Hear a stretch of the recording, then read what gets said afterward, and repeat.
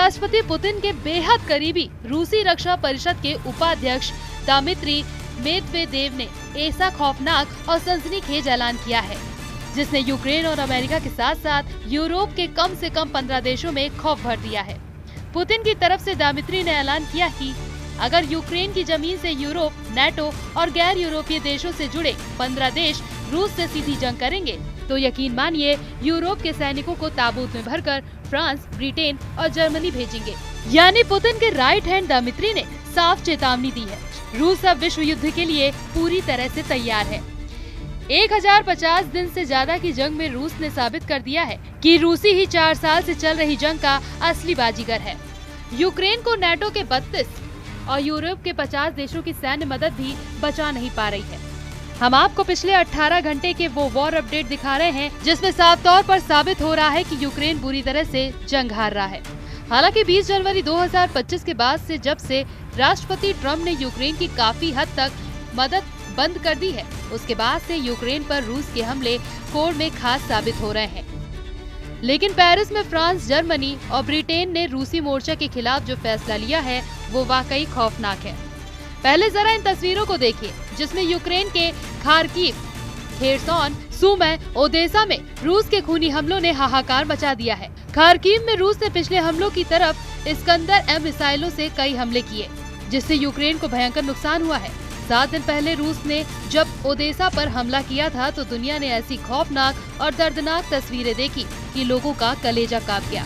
हालांकि रूस के विदेश मंत्री सर्गेई लावरोव ने दावा किया कि काला सागर के बंदरगाह शहर ओदेसा में जिस जगह रूस ने 2 बैलिस्टिक मिसाइलों से हमले किए हैं वहां पर यूक्रेन के खुफिया अधिकारी यूरोप और नेटो देशों के अधिकारियों के साथ मीटिंग कर रहे थे। इस हमले में रूस ने दावा किया कि उसके हमले में ओदेसा में मौजूद 66 सैनिककर्मी मारे गए थे जो आम यूक्रेनी जनता को ढाल बनाकर इमारत में खुफिया मीटिंग कर रहे थे। रूस ने इस हमलों से साबित कर दिया था कि यूक्रेन की तरफ से यूरोपीय देशों ने रूस के खिलाफ सीधी जंग शुरू कर दी है। अब हम आपको बताते हैं कि रूस के राष्ट्रपति पुतिन के बेहद करीबी रूसी सुरक्षा परिषद के उपाध्यक्ष दिमित्री ने यूरोप और यूक्रेन को लेकर क्या जंगी चेतावनी दी है। रूस के पूर्व राष्ट्रपति दिमित्री मेदवेदेव ने 17 अप्रैल को यूरोपीय देशों को सीधी चेतावनी दी। दिमित्री ने धमकी देते हुए कहा कि यूक्रेन में मौजूद यूरोपीय शांति सैनिक को रूसी सेना ताबूत में भेजेगी।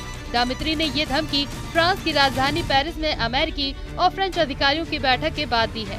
दावा किया जा रहा है पेरिस, लंदन और बेल्जियम में हुई यूरोपीय देशों की मीटिंग में रूस के खिलाफ खुली जंग की बात कही गई है।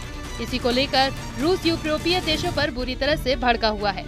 ब्रिटेन और फ्रांस के नेतृत्व में करीब 15 यूरोपीय देश यूक्रेन में अपने सैनिकों को भेजने पर राजी होते दिख रहे हैं।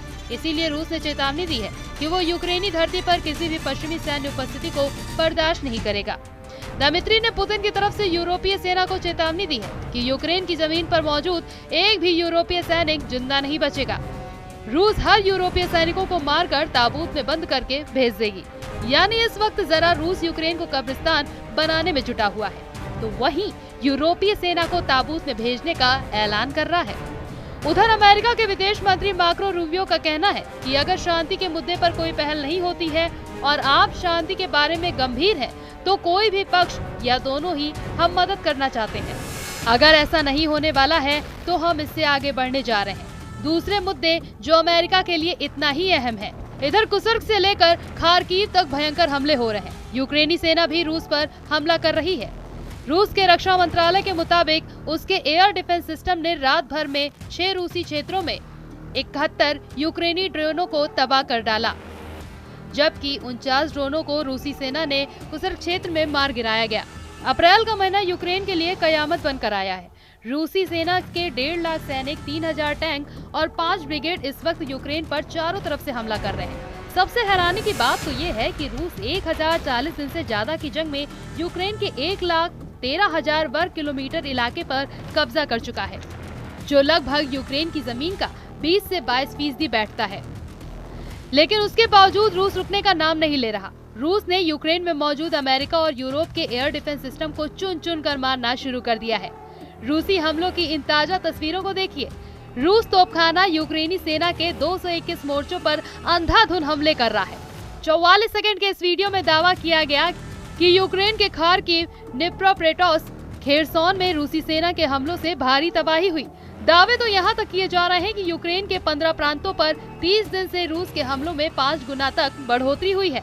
रूस के प्रचंड हमलों को देखकर कुछ वॉर एक्सपर्ट्स डंके की चोट पर दावा करने लगे हैं कि ट्रंप पुतिन के खूनी हमलों पर आंखें मूंदे बैठे हैं और एक तरह से यूक्रेन के खिलाफ ट्रंप की सरकार की गद्दारी को साबित करता है कि इस वक्त यूक्रेन की राजधानी कीव समेत यूक्रेन के 15 प्रांतों पर रूस किस तरह के कैसे हमले कर रहा है।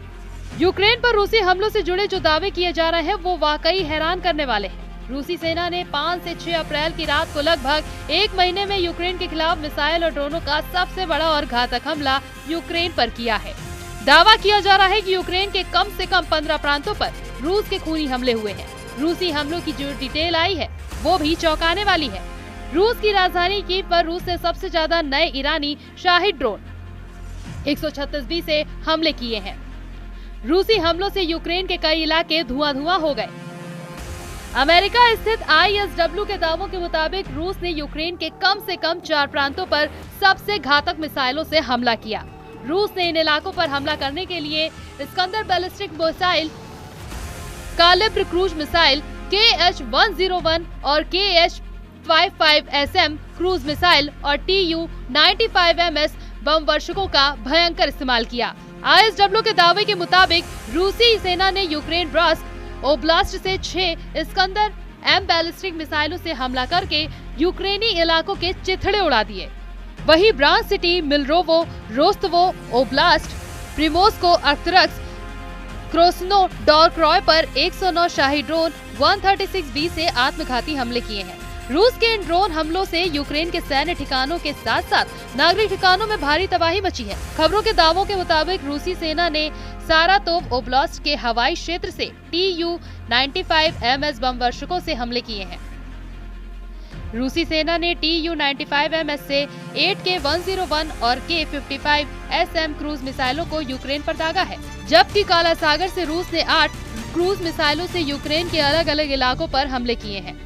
यूक्रेनी अधिकारियों के मुताबिक रूसी सेना ने कीव, सुमे, खार्किव, खमेलनित्स्की, चरकासी और मायकोलाइव ओब्लास्ट में नागरिक ठिकानों पर भीषण मिसाइलें हमले किए हैं। यूक्रेन का दावा है कि रूस ने 5 इस्कंदर M बैलिस्टिक मिसाइलों से कीव ओब्लास्ट पर हमला किया। हमले में इस्तेमाल की गई रूसी मिसाइलों में काला सागर से लॉन्च की गई मिसाइलें भी शामिल थी। हमारे सहयोगी जानते हैं कि उन्हें किस जहाज और समुद्र के किस हिस्से से लॉन्च किया गया था। यही एक कारण है कि रूस कूटनीति से दूर रहता है। रूस बिना शर्त युद्ध विराम के लिए सहमत क्यों नहीं होता? वे समंदर से हमारे शहरों और बंदरगाहों पर हमला कर रहे हैं। हम आपको बताते हैं कि जिस वक्त पुतिन को पता चला था कि अमेरिका यूक्रेन को F-16 फाइटर जेट हमला करने के लिए दे रहा है, उस वक्त पुतिन ने कहा था कि हम F-16 जेट को हमला करने से पहले जमीन पर जला देंगे। लेकिन यूक्रेन ने F-16 को हवा में गेम चेंजर साबित कर दिया। लेकिन ये भी सच है कि एंग्लिस एयरबेस पर मौजूद 96 क्रूज मिसाइलों के तबाह होने से रूस पर रत्ती भर फर्क नहीं पड़ा है। यूक्रेन ने एंग्लिस एयरबेस पर बड़े ड्रोन अटैक रूस में 500 किलोमीटर अंदर घुसकर किए थे। यूक्रेन की वायुसेना के मुताबिक रूस ने लगभग 3 साल की जंग में यूक्रेन के खिलाफ 51,000 से ज्यादा गाइडेड बम से हमले किए हैं। यहाँ तक कि रूस ने अब तक कम से कम यूक्रेन को मिले 2 F-16 को हवा में तबाह कर दिया, जिसमें सबसे बड़ा हमला F-16 पर रूस ने यूक्रेन के जापोरिजिया में लगभग 45 दिन पहले ही किया है। क्या यूक्रेन को यूरोप और नेटो के पास मौजूद अमेरिकी निर्मित F-16 multi role fighter jet बचा सकते हैं? इस सवाल पर बहुत से सवाल खड़े हो चुके हैं। पुतिन पहले ही कह चुके हैं कि रूसी सेना चुन चुन कर F-16 को जलाकर राख कर देगी। यूक्रेन को अमेरिका F-16 का नया बैच अमेरिका से मिल चुका है, जिसने रूस पर हमले शुरू कर दिए हैं और साथ ही यूक्रेन को तबाह करने आ रही रूसी मिसाइलों को भी ये फाइटर जेट मार रहे हैं। उत्तरी यूरोपीय देश नीदरलैंड और डेनमार्क भी रूस के खिलाफ F-16 के इस्तेमाल पर जोर दे रहे हैं। हालात ये हैं कि रूस से सटे नेटो देशों में F-16 के बेड़ों को भयंकर जंग के लिए पूरी तरह से तैयार कर लिया गया है, जबकि दूसरी तरफ रूस के सुखोई और मिग सीरीज के सैकड़ों विमान यूक्रेन पर भीषण हमले करने में जुटे हुए हैं। जो तस्वीरें और खबरें सामने आ रही हैं, उसके मुताबिक अमेरिका का F-16, फ्रांस का मिराज 2000 और जगुआर फाइटर जेट यूरोप और यूक्रेन के लिए गेम चेंजर साबित हो सकता है। रूस के हाथों यूक्रेन की तबाही और बर्बादी देखने के बाद से यूरोपीय और नाटो देश के सामने सिर्फ एक ही रास्ता बचा है, या तो रूस से सीधी जंग करो या फिर अपनी जान बचाकर भागो पेरिस, लंदन और ब्रसेल्स में। नाटो और यूरोपियन की मीटिंग में ये बिल्कुल साफ हो चुका है कि यूरोपीय देश किसी भी कीमत पर पुतिन और ट्रंप की डील को नहीं मानने वाला है। अब ऐसे हालात में अगर यूरोप देश रूस पर हमला करेंगे तो रूस अपने बॉर्डर से सटे नाटो देशों पर सीधा हमला जरूर करेगा।